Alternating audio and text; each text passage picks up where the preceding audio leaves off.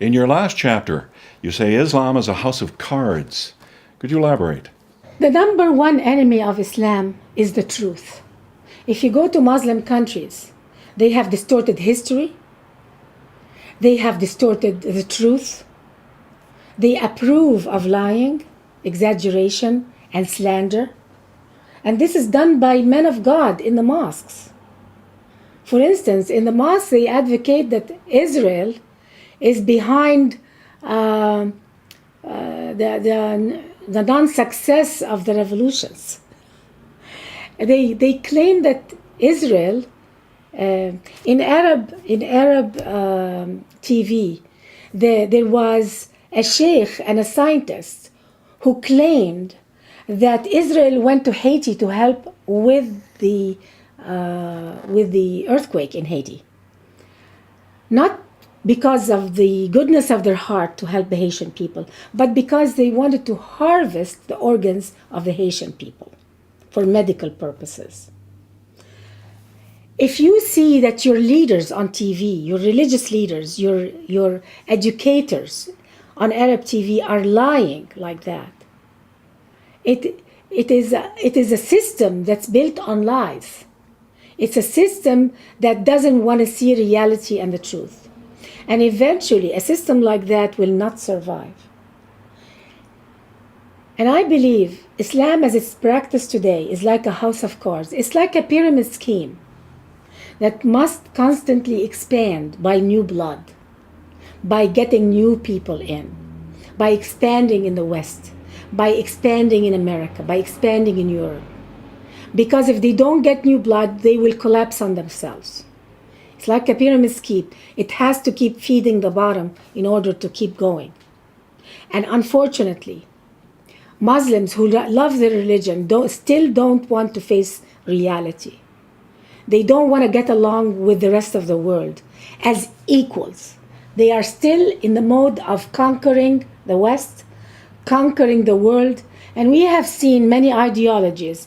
The conquering ideologies of the world all vanished because a conquering ideology does not fulfill the needs of the people. It's an ideology of idealism that can never be achieved. And that's why Muslims are very unhappy with their situation. And they can only blame the West. But there's a time by which they have to stop and say, we must start blaming ourselves. Without that, they will never avoid a total collapse of Islamic countries. It is Muslims who love their religion and who love their society and who love their people, who want to survive, who should face the truth and who should handle life from the point of view of truth and not fiction. I no longer believe in Islam. So I don't believe that people who don't believe in an ideology can reform it. I cannot reform Islam, and that's why I left Islam. It's up to the people who call themselves Muslims, who genuinely believe in the religion, to reform it. It's very obvious that Islamism and Islam is causing international problems. We have terrorism from Islamists all over the world. There is a problem, and any honest Muslim should realize that. The West has a lot of issues about Islam. They have a lot of questions. They're worried. And their questions need honest answers.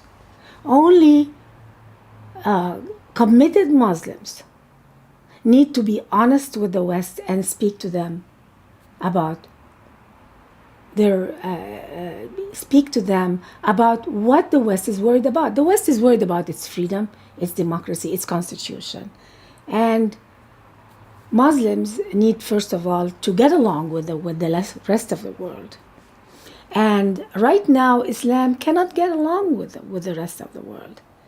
And it needs a reformation. It needs a reformation because there is a lot of Muslims all over the world who are yearning for freedom and democracy.